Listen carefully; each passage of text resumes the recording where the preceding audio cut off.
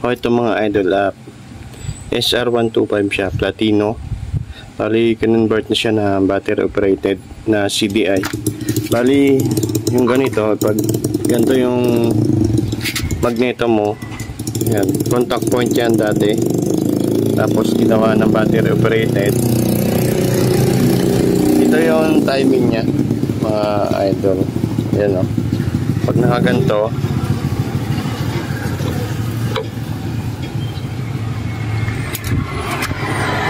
simula dito sa timing mark, yan, timing mark, ang naging sukat ng clearance para makagawa ng pick up para sa pick up coil. Yan o, nasa 32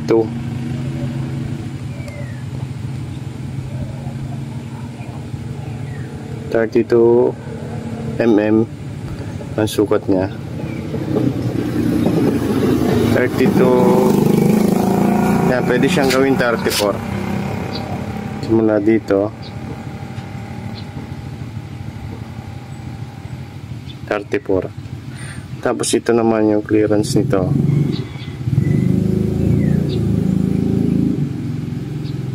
Yan, bali 17.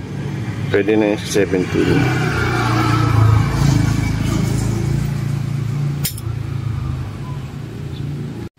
Para naman sa posisyon ng pulser, yan, dito lang yung naka bracket. Yan na.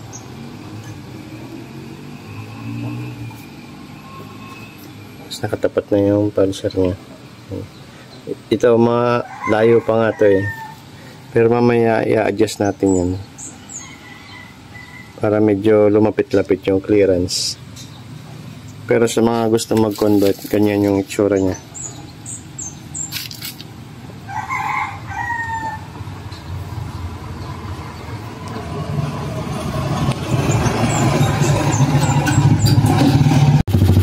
O, ito mga idol, umaandar na siya.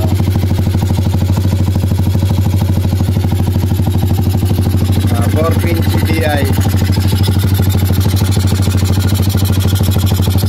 Tapos kinonvert natin ng full wave.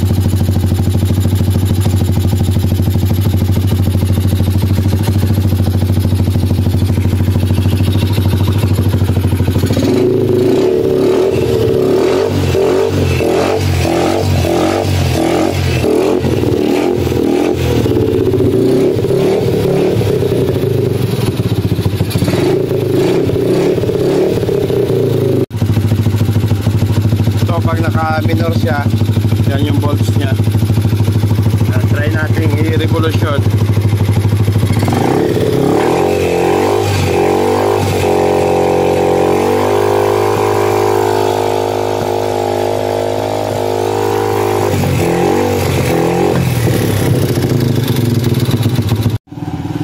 Bali, ito okay na. Naikabit na natin yung cover. Tapos yung regulator, dito lang natin sinabit. Tapos yung battery, palitan na kasi wala nang karga. Siguro mga ano na lang, 2 volts. Tapos yung ilaw, naka battery operated din. Yan yung ilaw.